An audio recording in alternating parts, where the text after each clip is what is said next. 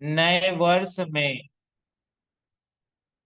Hallelujah, कैसे हम नए वर्ष में आशीषों को प्राप्त कर सकते हैं। हालेलुया। और मेरे प्रियो, हम देखते हैं जब नया वर्ष आता है तो बहुत से लोग होते हैं जो परमेश्वर से आशीषों को प्राप्त करना चाहते हैं।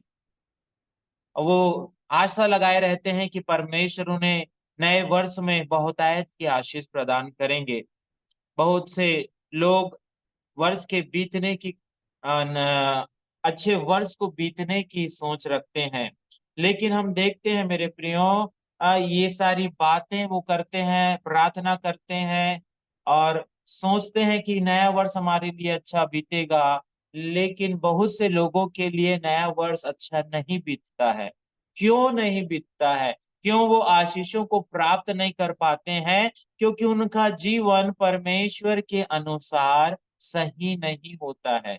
आशीषों को पाने के लिए हमें मसीह के अनुसार अपने जीवन को जीने की आवश्यकता है। लेकिन बहुत से लोग नए वर्ष के आने से पूर्व ही दान करते हैं। कोई कंबल बांट रहा है, तो कोई खाना खिला रहा है, तो कोई अन्य अन्य धार्मिक अनुष्ठानों को करने के द्वारा क्या सोचते हैं कि नया वर्ष उनके लिए आशीष से भरा वर्ष होगा। हालेलुया। वो 1 महीना, 2 महीना, 1 सप्ताह, 2 सप्ताह क्या करते हैं? धर्मी बनने की कोशिश करते हैं। लेकिन उसके बाद वो सारी बातें, वो दान, वो धर्म, वो प्रार्थना, वो उपवास, वो संगति, वो सारी चीजें उनके जीवन से दूर हो जाती है और वो सोचते हैं कि आशीष उनको साल भर मिलते रहेगी। ऐसा नहीं है मेरे प्रियो। अगर आपको परमेश्वर से आशीष वर्ष भर प्राप्त करना है तो अपने जीवन को आपको परमेश्वर के अनुसार जीने की आवश्यकता है। आज बहुत से लोग हैं जो अपने जीवन को परमेश्वर के अनुसार नहीं जी रहे हैं, इसलिए वो आशीषों को प्राप्त नहीं कर पा रहे हैं। हालेलुया। इसलिए आज हम सीखेंगे कैसे हम नए वर्ष में आशीषों को प्राप्त कर सकते हैं। जो पहला जीवन जीने का तरीका है वो है मेरे प्रियो, प्रार्थना का जीवन होना चाहिए। कौन सा जीवन होना चाहिए? प्रार्थना का जीवन होना चाहिए। इससे पहले कि हम पॉइंट में बढ़ें, आइए हम परमेश्वर के वचन को पहले पढ़ लेंगे, जो पाया जाता है उत्पत्ति उसका 12 अध्याय 1 पद से लेकर 5 पद तक हम पढ़ेंगे। उत्पत्ति की पुस्तक उसका 12 अध्याय 1 से 5 तक हम पढ़ेंगे। आप में से जिसे मिलता है पढ़ें। बाइबल लेकर बैठना है मेरे प्रियो हमें, ताकि जो भी जय वचन पढ़ने को कहा जाता है हम उसे पढ़ें जय और जय प्रभु मसीह से की। आशीष को जय प्राप्त। मसीह की। जय जय मसीह की। जय मसीह। यहोवा जी ने जी। अब्राहम से कहा, उत्पत्ति बारह अपने एक से देश पांच और अपने कुटुंबियों और अपने पिता के घर को छोड़कर उस देश में चला जा जो मैं तुझे दिखाऊंगा, और मैं तुझसे एक बड़ी जाति बनाऊंगा और तुझे आशीष दूंगा और तेरा नाम महान करूंगा और तू आशीष का मूल होगा। जो तुझे आशीर्वाद दे उन्हें मैं आशीष दूंगा, और जो तुझे कोसे मैं उसे शाप दूंगा, और भूमंडल के सारे कुल तेरे द्वारा आशीष पाएंगे। यहोवा के इस वचन के अनुसार अब्राहम चला और लूत भी उसके संग चला। और जब अब्राहम हारान देश से निकला उस समय वह 75 वर्ष का था। इस प्रकार अब्राहम अपनी पत्नी सारे और अपने भतीजे लूत को और जो धन उन्होंने इकट्ठा किया था और जो प्राणी उन्होंने हारान से प्राप्त किए थे सबको लेकर कनान देश में जाने को निकल चला, और वे कनान देश में आ गए। हालेलुया। हाँ। हालेलुया। मेरे प्रियो, यहाँ हम देखते हैं परमेश्वर अब्राहम को बुलाहट दे रहा है और परमेश्वर ने उसके जीवन को देखा और परमेश्वर ने चाहा कि ये अब्राहम से ही मैं अपने लिए एक सेपरेट जाति को बनाऊंगा। हर एक मनुष्य परमेश्वर का है मेरे प्रियो, लेकिन परमेश्वर की इच्छा ये हुई कि वो अब्राहम को चुनता है और अब्राहम से कहता है कि तू अपने पिता, अपने कुटुंबियों और अपने देश को छोड़कर उस देश में चला जा जिसे मैं तुझे दिखाऊंगा। परमेश्वर एक नए जीवन को जीने के लिए उसे कह रहा है। 2025 में जब हमने प्रवेश किया है मेरे प्रियो, हमको भी उस नए जीवन को जीने के लिए तैयार रहना है, जो जीवन परमेश्वर हमारे लिए ठहराया हुआ है। आज बहुत से ऐसे लोग हैं, परिवार हैं, मसीही हैं, कलीसिया है, जो परमेश्वर के ठहराए हुए, परमेश्वर के अनुसार जीवन जीने को तैयार नहीं है मेरे प्रियो। हालेलुया। और इस कारण उनके जीवन में उनकी आशीषें रुकी हुई है, उनकी आशीषें उन्हें प्राप्त नहीं हो पा रही है मेरे प्रियो। लेकिन परमेश्वर की ये इच्छा है कि हम श्राप में नहीं, हम गड़बड़ी में नहीं, लेकिन हम आशीष में चलने वाले लोग हो जाएं। और अब्राहम को परमेश्वर ने यहाँ चुना कि वो अपना एक नया जर्नी, एक नया यात्रा, एक नया जीवन स्टार्ट करे। इसलिए परमेश्वर ने अपने चुने हुए दास अब्राहम को क्या किया, आज्ञा दी और कहा कि तू अपने कुटुंबियों और अपने पिता के घर को छोड़कर उस देश में चला जा जो मैं तुझे दिखाऊंगा। आज परमेश्वर 2025 में आपको कह रहा है मेरे प्रियो कि आपको क्या करना है, पुरानी बातों को जो परमेश्वर नहीं चाहता आपके जीवन में हो, उसे छोड़ने के लिए कहता है। अब्राहम को परमेश्वर ने कहा अपने पिता के घर को छोड़ दे, अपने उस देश को छोड़ दे, अपने कुटुंबियों को छोड़ दे जिसके साथ तू 75 वर्ष रहता आया है। मैं तुझे फिर से क्या करूंगा, एक नया आशीष का मूल ठहराऊंगा। तुझसे जातियां निकलेंगी, तू हुई बहुत सारे लोगों के लिए क्या रहेगा, आशीष का कारण रहेगा। लेकिन आशीष को पाने के पहले अब्राहम को कुछ बातें छोड़नी पड़ी मेरे प्रियो। यही होता है मसीही जीवन का स्टार्ट। जब परमेश्वर को आप जानते हैं और यीशु मसीह को अपने जीवन में स्वीकार करते हैं, परमेश्वर चाहता है कि आप पुरानी बातों को, पुराने तौर तरीकों को, जिस प्रकार से आप पहले जी रहे थे, उन बातों को आपको छोड़ना पड़ेगा। और जो परमेश्वर आपके जीवन से चाहता है, उन बातों को आपको क्या करना पड़ेगा, नए सिरे से जीना पड़ेगा। हालेलुया। एक ही सोते से खारा और मीठा पानी नहीं निकल सकता मेरे प्रियो। आपको क्या करना है, या तो परमेश्वर या संसार को चुनना होगा। और परमेश्वर को हमने चुन लिया है, तो परमेश्वर के अनुसार हमको जीवन भी जीना पड़ेगा।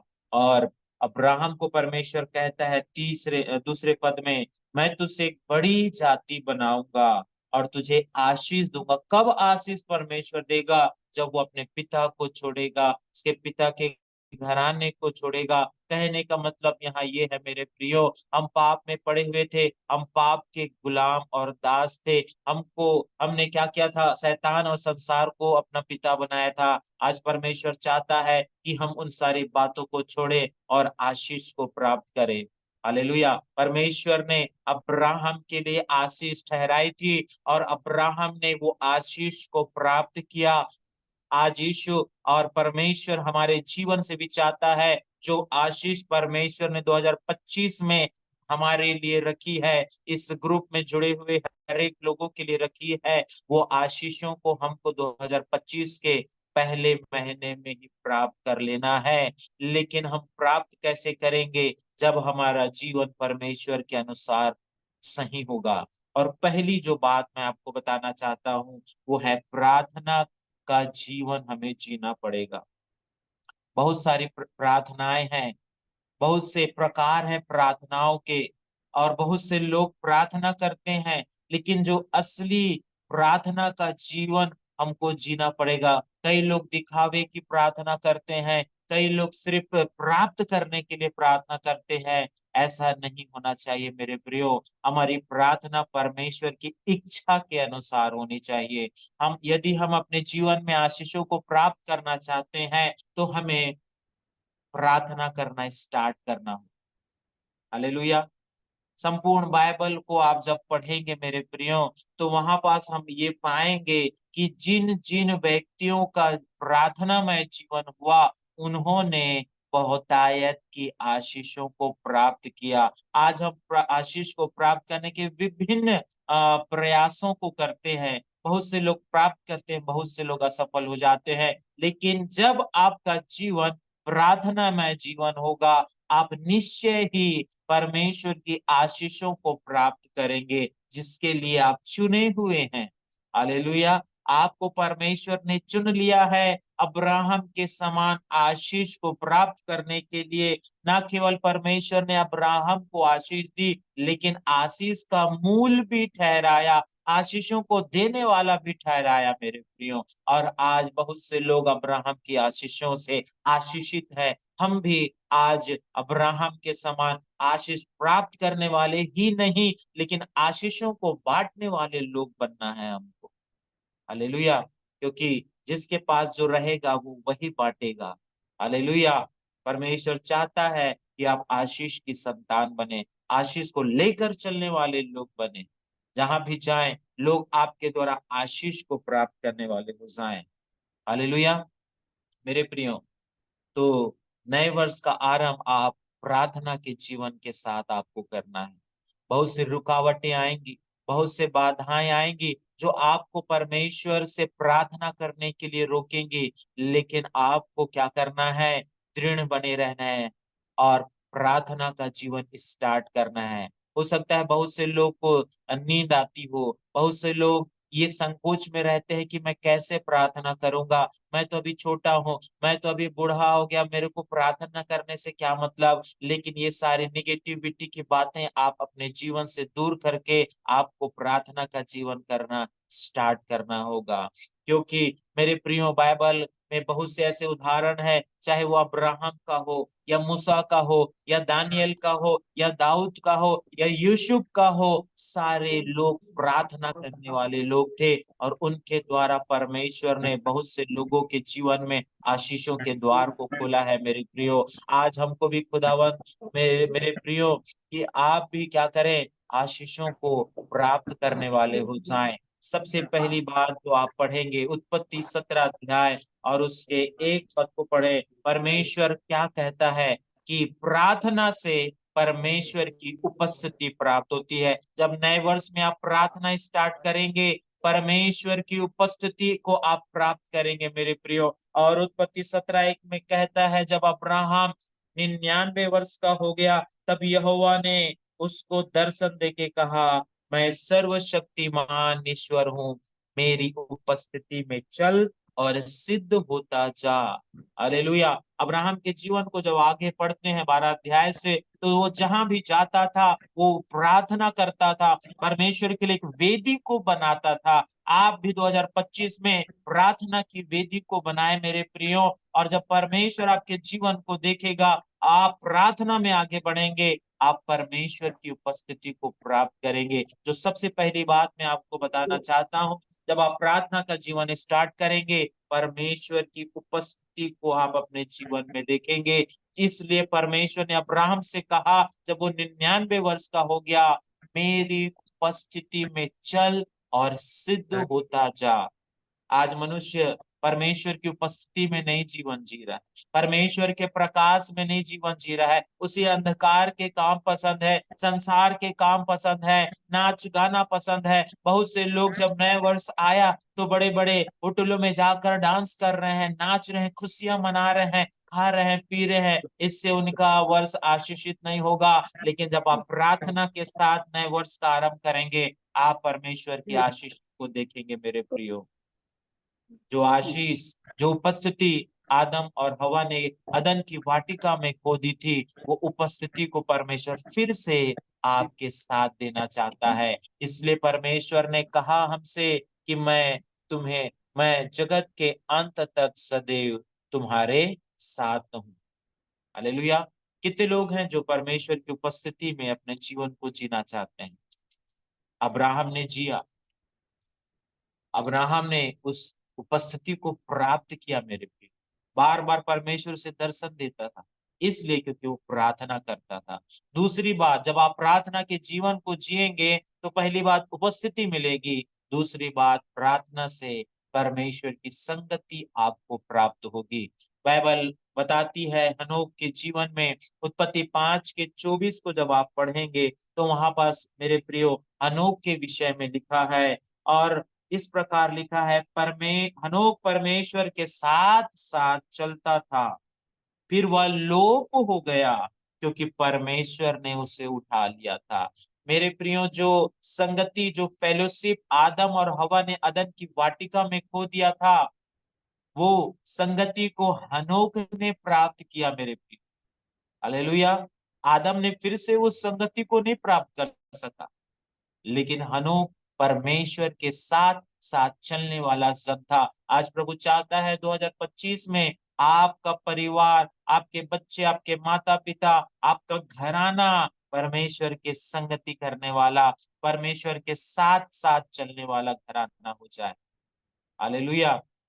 मेरे प्रियो, परमेश्वर ने उससे उठा लिया इसलिए क्योंकि वो फेलोशिप करता था, वो संगति करता था। मत्ती उसके 18 और 20 में लिखा है, जहां 2 या 3 मेरे नाम से इकट्ठे होते हैं वहां परमेश्वर की उपस्थिति होती है। इसलिए होती है क्योंकि हम परमेश्वर से वहां मिलते हैं, परमेश्वर से हम संगति करते हैं। हालेलुया। हम सभी को प्रार्थना के साथ यीशु, परमेश्वर पुत्र, परमेश्वर पवित्र आत्मा की संगति को प्राप्त करना है, और ये हमको मिलता है मेरे प्रियो, क्योंकि भजन संहिता 42:1 में लिखा हुआ है, जैसे हिरनी नदी के जल के लिए हाँफती है, वैसे ही मैं तेरे लिए हाँफता हूँ। आज प्रभु की संगति के लिए आपको भूखे और प्यासे होने की आवश्यकता है मेरे प्रिय। लेकिन आज संसार ने बहुतों की आंखों को, बहुतों के मन को ऐसा कर दिया है, वो मोबाइल के सामने तो बैठना चाहते हैं, वो टीवी के सामने तो बैठना चाहते हैं, लेकिन परमेश्वर के साथ संगति को बैठना नहीं चाहते हैं। जब परिवार में दुआ और प्रार्थना होती है, बच्चे इधर भाग जाते हैं, बड़े और कहीं चले जाते हैं, कुछ लोग ही एक साथ प्रार्थना करते हैं। लेकिन ऐसी बातें 2025 में आपके जीवन में होनी नहीं चाहिए। आपको परमेश्वर से संगति करने वाला जीवन जीने की आवश्यकता है मेरे प्रियो। तीसरी बात, प्रार्थना के द्वारा प्रभु से मार्गदर्शन मिलता है। हालेलुया। इसी कारण बाइबल कहता है, अंधा अंधे को मार्ग नहीं दिखा सकता, केवल परमेश्वर ही है जो मनुष्य के मार्ग को जानता है और अपना मार्ग बताकर वो मनुष्य को सफल करता है मेरे प्रियो। आज हमें परमेश्वर के मार्ग को जानने की आवश्यकता है। निकाले मेरे साथ भजन संहिता 25 अध्याय 4 पद निकाले। भजन संहिता 25 अध्याय 4 पद में क्या लिखा है, पढ़े। हे यहोवा, अपने मार्ग मुझको दिखला, अपना पथ मुझे बता दे। हालेलुया। कितनी अच्छी बात लिखी है। जब आप परमेश्वर से प्रार्थना का जीवन स्टार्ट करेंगे, परमेश्वर अपना पथ, अपना मार्ग आपको दिखाएगा मेरे प्रियो, जिसके द्वारा आप आशीषों को प्राप्त कर सकते हैं। आज बहुत से लोग चौड़े मार्ग में हैं, वो सकरे मार्ग को अपनाना नहीं चाहते हैं, लेकिन परमेश्वर उनको मार्ग दिखाता है। जो बदलना चाहते हैं, जो अपने जीवन में परमेश्वर को अपनाना चाहते हैं मेरे प्रियो, हमें प्रार्थना में परमेश्वर के मार्गदर्शन को प्राप्त करना है। आज बहुत से लोग अकेले चल रहे हैं, बहुत से लोग अपने मित्रों के भरोसे चल रहे हैं, बहुत से लोग अन्य विश्वास में चल रहे हैं, लेकिन जब आप व्यवस्था विवरण उसके 31 अध्याय और उसके 8 पद को जब आप पढ़ेंगे तो परमेश्वर का वचन वहां क्या कहता है, यदि किसी को मिलता है तो पढ़ने में सहायता करें। व्यवस्था विवरण 31 अध्याय और उसका 8 पद।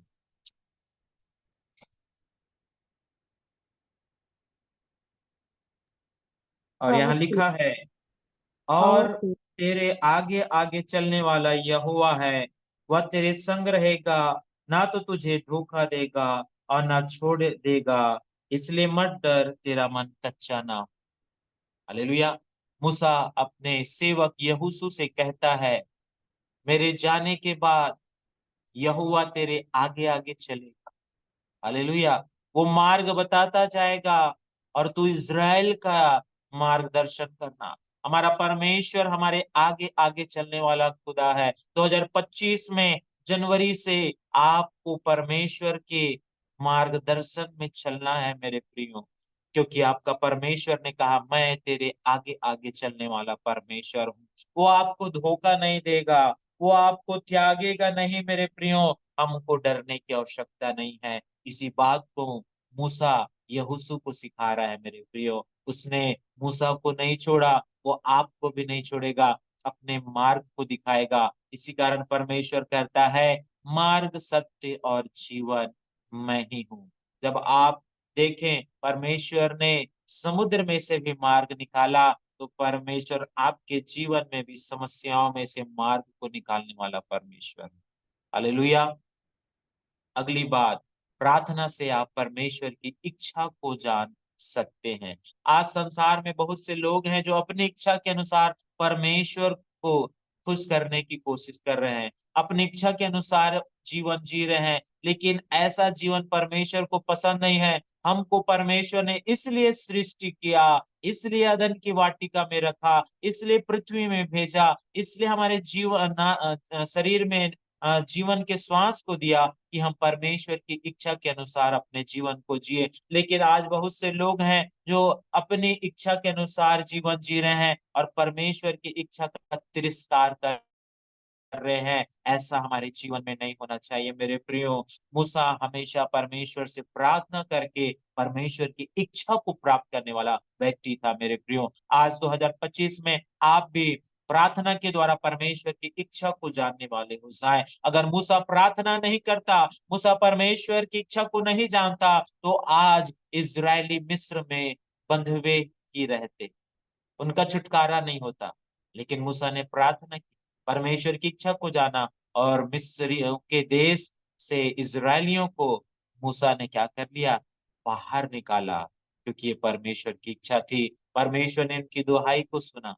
आज परमेश्वर आपके ऊपर भी अपनी इच्छा को प्रकट करना चाहता है कि आपको किन बातों को छोड़ना है। जिस प्रकार परमेश्वर ने अब्राहम से कहा इन सारी बातों को छोड़ दे, उसी प्रकार हमको भी क्या करना है मेरे प्रियो, बहुत सी बातों को छोड़कर परमेश्वर की इच्छा के अनुसार अपने जीवन को जीना है। पांचवी बात, प्रार्थना से हम हमारा जीवन पवित्रता की ओर बढ़ता है। हालेलुया। जब आप प्रार्थना करेंगे, परमेश्वर आपसे बातें करेगा, परमेश्वर आपके जीवन के पाप को प्रकट करेगा, और आप अपने जीवन में पवित्रता और शुद्धता को देखेंगे। जब आप भजन संहिता उसका इन 51 अध्याय को जब आप पढ़ेंगे, वहां दाऊद बार बार ये प्रार्थना कर रहा है, हे परमेश्वर मेरे पाप तो मेरे सामने हैं, वो मुझे घेरे हुए हैं, लेकिन तू ही है जो मेरे मन में शुद्ध मन उत्पन्न कर सकता है, मुझे मेरे अपराधों को धो सकता है। इसलिए वो कहता है जूफा से मुझे शुद्ध कर और मेरे भीतर नया मन उत्पन्न कर। आज आपको पवित्र होने की आवश्यकता है मेरे प्रियो। प्रार्थना से हम सामर्थ को प्राप्त कर सकते हैं। हालेलुया। जब सिमसोन की आंखें फोड़ दी गई, वो बंदी बना लिया गया, तो उसने एक बार परमेश्वर से प्रार्थना की, हे प्रभु मुझे बल दे। न्यायों की किताब 16 अध्याय में आप इसे पढ़ सकते हैं। परमेश्वर से उसने प्रार्थना किया, जो खोया हुआ बल है परमेश्वर ने उसे पुनः प्रदान किया, और उसने अपने आंख का पलटा लिया मेरे प्रियो। और इतना बल आया कि जितने लोग उसने अपने जीवन में नहीं मारे थे, उतने लोगों को उसने अपने मरते मरते मार दिया मेरे प्रियो। ये परमेश्वर का काम है। परमेश्वर आपको बल देता है। 2024 में जब शैतान या संसार ने आपको निर्बल किया है, तो आज आपको परमेश्वर सामर्थ्य देना चाहता है। ये हुई पहली बात। हालेलुया। कि हमें प्रार्थना का जीवन जीना है। प्रार्थना के जीवन आप जिएंगे, उसकी उपस्थिति, उसकी संगति और उसके मार्गदर्शन को और उसकी इच्छा को, पवित्रता को और सामर्थ को प्राप्त करेंगे। दूसरी बात जो मैं आपसे आप बताना चाहता हूं, वो है आज्ञाकारिता का जीवन जीना है। तब आप परमेश्वर से आशीषों को प्राप्त कर पाएंगे। आज बहुत से लोग हैं जो परमेश्वर की आज्ञा को सुनते हैं, परमेश्वर की वाणी को सुनते हैं, लेकिन वो परमेश्वर की आज्ञा पे चलते नहीं, वो उसको मानते नहीं है। लेकिन परमेश्वर का वचन क्या कहता है, मेरे साथ निकालें। व्यवस्था विवरण 28 अध्याय और उसका 1 पद, यदि किसी को मिलता है तो पढ़ने में सहायता करें। और यहाँ लिखा है, यदि तू अपने परमेश्वर यहोवा की सब आज्ञाएं जो मैं आज तुझे सुनाता हूँ चौकसी से पूरी करने को चित्त लगाकर उसकी सुने, तो वह तुझे पृथ्वी की सब जातियों में श्रेष्ठ करेगा। हालेलुया। क्या लिखा है? सब आज्ञाएं चौकसी से पूरी करे, तब परमेश्वर उन्हें सब जातियों में श्रेष्ठ करेगा। आज परमेश्वर आपको आशीष देना चाहता है, और वो आशीष आपके कंबल बांटने से, साड़ी बांटने से, गरीबों को भोजन खिलाने से नहीं, आज्ञा मानने से आपको आएगी मेरे प्रियो। संपूर्ण आज्ञा को चौकसी से आपको मानना है मेरे प्रियो। हालेलुया। लेकिन बहुत से लोग सिर्फ वचनों को सुनते हैं लेकिन उसका पालन नहीं करते हैं। बहुत से लोगों का मन इन आज्ञाकारिता से दूर है मेरे प्रियो। मेरे साथ निकाले नए नियम से याकूब 1:22, जिसे मिलता है पढ़ने में सहायता करें। याकूब की पत्री 1 अध्याय उसका 22 पर निकाल कर पढ़ें। क्या लिखा है? यहाँ लिखा है, परंतु वचन पर चलने वाले बनो। क्या लिखा है? परंतु वचन पर चलने वाले बनो, और केवल सुनने वाले ही नहीं जो अपने आप को धोखा देते हैं। यदि आप परमेश्वर के वचन को केवल सुन रहे हैं और पालन नहीं कर रहे हैं, तो आप अपने आप को धोखा देने वाले, चीटिंग करने वाले आप हैं, जो स्वयं को आप धोखा दे रहे हैं मेरे प्रियो। इसलिए आज्ञा को मानना बहुत ही आवश्यक है। जब परमेश्वर ने देखा साउल, जो इज़राइल का पहला राजा था, उसका मन परमेश्वर की आज्ञा के अनुसार नहीं था, परमेश्वर ने उससे कह दिया कि तू आगे से राजा नहीं रहेगा, मैं तेरे बदले दूसरे को राजा बनाऊंगा। मेरे प्रियो, यदि आप आशीषों को पाना चाहते हैं, आपको परमेश्वर की आज्ञाओं को मानना अवश्य है। बाइबल बताती है मत्ती 7:24 में, यदि किसी को मिलता है तो पढ़ें, मत्ती 7 अध्याय और उसका 24 पद।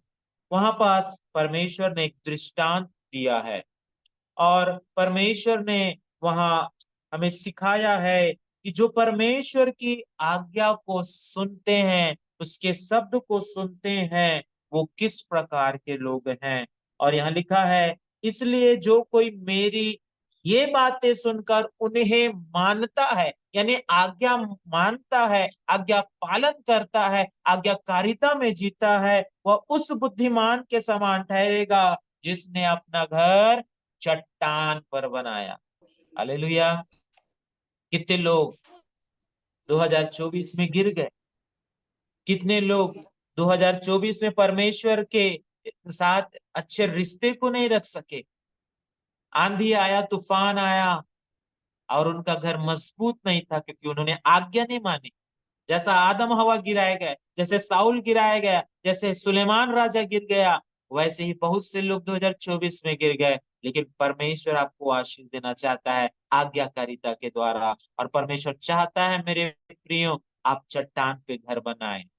और जो चट्टान पर घर बनाएगा, वो ऐसा व्यक्ति है जिसने परमेश्वर की आज्ञा को माना है। और यहाँ लिखा हुआ है मेरे प्रियो, जिसने अपना घर चट्टान पर बनाया, मेंह बरसा और बाढ़ें आई और आंधियां चली और उस घर से टकराए, फिर भी वो नहीं गिरा। हालेलुया। कितनी अनोखी बात लिखी है, कितनी अच्छी बात लिखी है। आंधी आएगा, बाढ़ आएगी, तूफान चलेगा, लेकिन आपको गिरा नहीं सकेगा क्योंकि आप आज्ञा मानने वाले लोग हैं। बहुत से लोग 2024 में गिर गए, लेकिन परमेश्वर आपको आज आज्ञाकारिता के द्वारा आशीष देना चाहता है मेरे प्रिय। आपको मजबूत बनने की जरूरत है, आपको आज्ञा मानने की जरूरत है मेरे प्रियो। और जो आज्ञा मानेगा वो परमेश्वर की आशीषों को प्राप्त करेगा। तीसरी बात, नहीं, इसी में हम आगे देखेंगे। पतरस जो मछुआरा था, सारी रात उसने मेहनत किया। पतरस जो मछुआरा था, सारी रात उसने मेहनत किया, लेकिन जब यीशु मसीह उसके नाव में चढ़कर उपदेश दे चुके, तब यीशु मसीह ने कहा कि इस ओर जाल को डाल। तब पतरस बोलता है, हे प्रभु, हमने सारी रात मेहनत किया लेकिन कुछ नहीं पकड़ा, लेकिन तू कहता है तो जाल डाल देता हूं। और पतरस ने जाल डाला तो बहुत सी मछलियां उसको फंसी। ये इसलिए नहीं फंसी कि यीशु ने कहा, वो इसलिए फंसा क्योंकि पतरस ने परमेश्वर की आज्ञा को माना। मेरे प्रिय, हालेलुया। आप भी उस आशीष को आज्ञाकारिता के द्वारा रिसीव कर सकते हैं। बहुत सी आशीषों को परमेश्वर ने 2024 में ही आपको दे दिया है, लेकिन वो रुकी हुई है। उस आशीषों को प्राप्त करने की आवश्यकता है मेरे प्रिय, हालेलुया। हमारा स्वर्गीय देश कनान तैयार है, हमको उस पे प्रवेश करने की आवश्यकता है। तीसरी बात, बढ़ने वाला जीवन। यदि आपको आशीष पाना है तो आपको बढ़ने, ग्रोथ करने वाला, उन्नति करने वाला जीवन जीना है। आज बहुत से मसीही जीवन मसीही लोग उन्नति को नहीं कर रहे हैं। और मसीही जीवन का असली अर्थ जो होता है, निरंतर बढ़ने वाला जीवन होता है।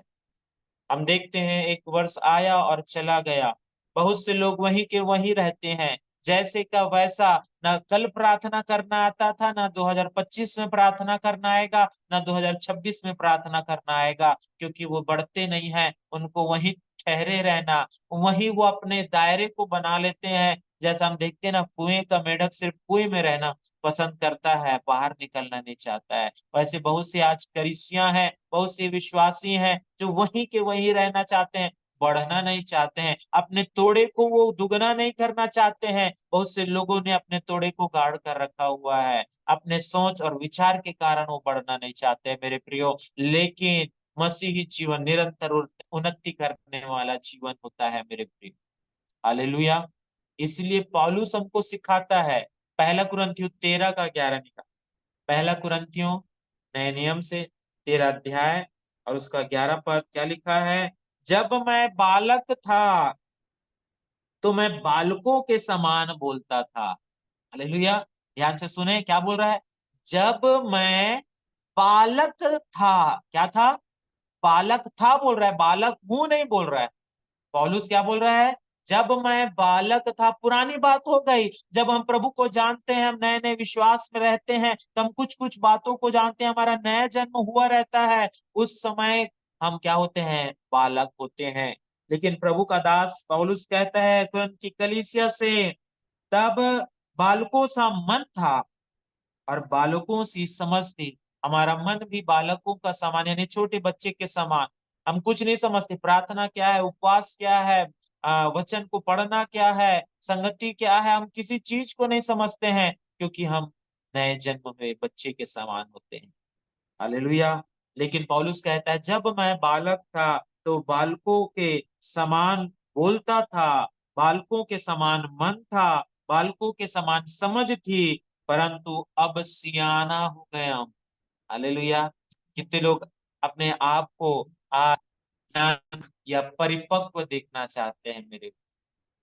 हालेलुया। मेरी आवाज आ रही है? हम अब बालक नहीं है, हम बच्चे नहीं हैं।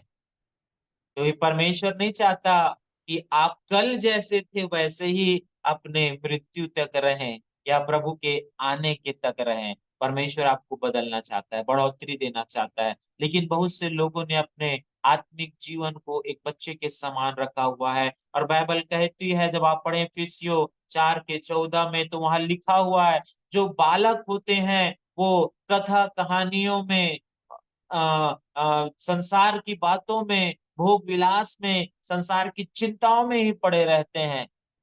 आपने छोटे बच्चों को देखा होगा, भूख लगती तो रोने लगता है, कुछ बात के लिए जिद करने लगता है। आज बहुत से विश्वासी हैं जो अपने आप को बालक बनाए हुए हैं, वो सिर्फ रो रहे हैं परमेश्वर के सामने। वो चर्च में आके सिर्फ रो रहे हैं, मुझको उसने ऐसा कह दिया, मेरे घर में ऐसा है, मेरे घर में झगड़ा है, ये है वो है, दुनिया भर की बातें वो बच्चों के समान हरकतें करते हैं मेरे प्रियो।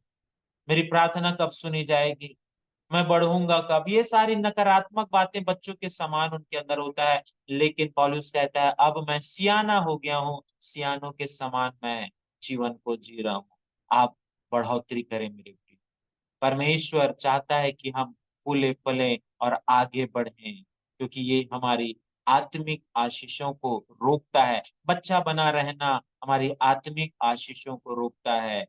और बहुत से लोग ठहरे हुए पानी के समान, परमेश्वर जीवन का जल है, बहता हुआ झरना है, लेकिन बहुत से लोगों ने अपने आप को बढ़ने से रोक दिया है। वो आगे आना नहीं चाहते हैं, वो प्रार्थना करना नहीं चाहते हैं। कलीसिया में अगर किसी को कहा दिया जाए कि प्रार्थना करो, बहुत से लोग डर जाते हैं, बहुत से लोग घबरा जाते हैं, क्योंकि अब तक उन्होंने प्रार्थना करना स्टार्ट नहीं किया है। लेकिन परमेश्वर चाहता है आज हम छोटे झुंड में प्रार्थना कर रहे हैं, कल बड़े बड़े झुंड में हम प्रार्थना करें। परमेश्वर आपको बढ़ाना चाहता है मेरे प्रिय। हम ठहरे हुए पानी के समान नहीं, जिसमें से दुर्गंध हो, जिसमें कीड़े आकर तैरें, जिसमें काई उत्पन्न हो। परमेश्वर जीवन का जल का सोता है। हमको भी परमेश्वर बढ़ने वाला, आगे बढ़ने वाला, बहता हुआ जल बनाना चाहता है मेरे प्रियो। तीसरी बात, परिश्रम करने वाला। चौथी बात, परिश्रम करने वाला जीवन आपको जीना है। 2025 आलसियों के समान ना काटे। मैं आपसे निवेदन करता हूं कि आप जब प्रभु के हैं तो आलसी के समान जीवन ना काटे। यीशु मसीह भी जिस संसार में आए, उसने पसीना बहाया, मेहनत किया, तब अपने जीवन को जिया मेरे प्रियो। और मैं नहीं चाहता कि हम प्रभु के मानने वाले लोग आलसी बने। बहुत से लोग आलस करते हैं प्रार्थना करने में, बहुत से लोग आलस करते हैं बाइबल पढ़ने में, बहुत से लोग आलस करते हैं चर्च जाने में, बहुत से आलस करते हैं अपने घर के काम को करने के लिए। लेकिन परमेश्वर आपको चाहता है, यदि आप आशीष को प्राप्त करना चाहते हैं, आपको परिश्रम करना होगा। और परिश्रम करने की भी सही दिशा होनी चाहिए। बहुत से लोग परिश्रम आडंबर के लिए करते हैं, दिखावे के लिए करते हैं, लेकिन परमेश्वर नहीं चाहता कि हम दिखावा करें। हमारी सही दिशा होनी चाहिए परिश्रम के लिए। बहुत से लोग बहुत सा परिश्रम करते हैं, लेकिन सही परिश्रम ही सफल होता है मेरे प्रियो। हमें परमेश्वर की योजना, परमेश्वर के उद्देश्य को पूरा करने के लिए आज परिश्रम करने की आवश्यकता है मेरे प्रियो। यूसुफ के जीवन एक बड़ा उदाहरण है। यूसुफ को बंदीगृह में डाल दिया गया।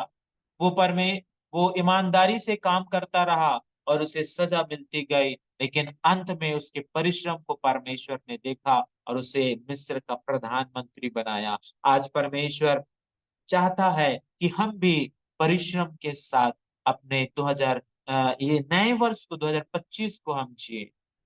हालेलुया। बहुत से लोग परिश्रम करते हैं, लेकिन परिश्रम का प्रतिफल उनको प्राप्त नहीं हो पा, क्योंकि वो परमेश्वर के उद्देश्य से नहीं, अपने मन को, अपने इच्छा के अनुसार जीवन जी रहे। जैसे मैंने अभी बताया, पतरस ने सारी रात मेहनत किया मछली पकड़ने के लिए, और एक भी मछली नहीं पकड़ी गई, क्योंकि वो अपने बुद्धि से चल रहा था, अपने विवेक से चल रहा था। लेकिन जब बाइबल कहती है उसकी मुलाकात यीशु से हो गई, और जब परमेश्वर ने कहा इस ओर जाल डाल, जब उसने जाल को डाला, तो बहुत सी मछलियां उसके जाल में फंसी। आपको भी सही दिशा में परिश्रम करने की आवश्यकता है मेरे प्रियो। उससे भी बढ़कर परमेश्वर ने पतरस को बड़ा मछुआरा, मनुष्यों का मछुआरा बनाया। मनुष्यों का चरवाहा उसने पतरस को बनाया। आपने एक और उदाहरण सुना होगा, 12 वर्ष से एक महिला को बीमारी लगी हुई थी। बहुत से वैद्य को उसने दिखाया, लेकिन चंगी नहीं हुई। बाइबल बताती है उसने बहुत परिश्रम किया, यहाँ तक कि अपना सारा धन, जब आप लूका 8 को पढ़ेंगे उसके 43 पद में, तो वहां लिखा हुआ है 12 वर्ष की लहू बहने वाली स्त्री के विषय में, बहुत सा धन उसने बहा दिया अपने आप को चंगा करने के लिए। बहुत परिश्रम किया उसने, लेकिन कुछ भी फल प्राप्त नहीं हुआ। लेकिन जब उसने यीशु के विषय में सुना मेरे प्रियो, तब वो यीशु के पास आने को परिश्रम करने लगी। हालेलुया। बड़ी भीड़ यीशु को घेरे हुई थी, लेकिन धीरे धीरे वो यीशु के पास आती गई। जमीन में घसीटते हुए उसने यीशु के वस्त्र को छू लिया मेरे प्रिय। उसने परिश्रम किया और उसको चंगाई मिली। जब आप यीशु के निकट आते हैं, परमेश्वर आपके परिश्रम के प्रतिफल को प्रदान करता है मेरे। हालेलुया। आज आपको सही दिशा में आगे बढ़ने की आवश्यकता है। जब इन आप 4 नियमों को आप पालन करेंगे, आप परमेश्वर की आशीषों को अपने जीवन में देखेंगे मेरे प्रियो। सबसे पहला नियम प्रार्थना का जीवन आपको जीने की आवश्यकता है। दूसरी बात मैंने बताया आज्ञाकारिता का जीवन जीने की आवश्यकता है। तीसरी बात बताया बढ़ने वाला जीवन, उन्नति ग्रोथ करने वाला जीवन जीने की आवश्यकता है। चौथी बात मैंने आपको बताया परिश्रम करने वाला जीवन। जब आप परिश्रम करेंगे परमेश्वर आपको आशीष में लेकर चलेगा। परमेश्वर इन वचनों के द्वारा आप सभी को आशीष प्रदान करे। आइए मेरे प्रियो, हम अपनी आंखों को बंद करेंगे। नए वर्ष के लिए आप प्रार्थना करें। प्रभु, जिस प्रकार आपने अब्राहम को कहा कि मैं तुझे आशीष दूंगा, मैं तुझे आशीष का मूल ठहराऊंगा, जो तुझे आशीष दे उन्हें मैं आशीष दूंगा और जो तुम्हें कोसे उन्हें मैं श्राप दूंगा। आज होने दे परमेश्वर, इस मीटिंग में जितने भी जुड़े हैं खुदावंद राजा, उनके जीवन को तू पिता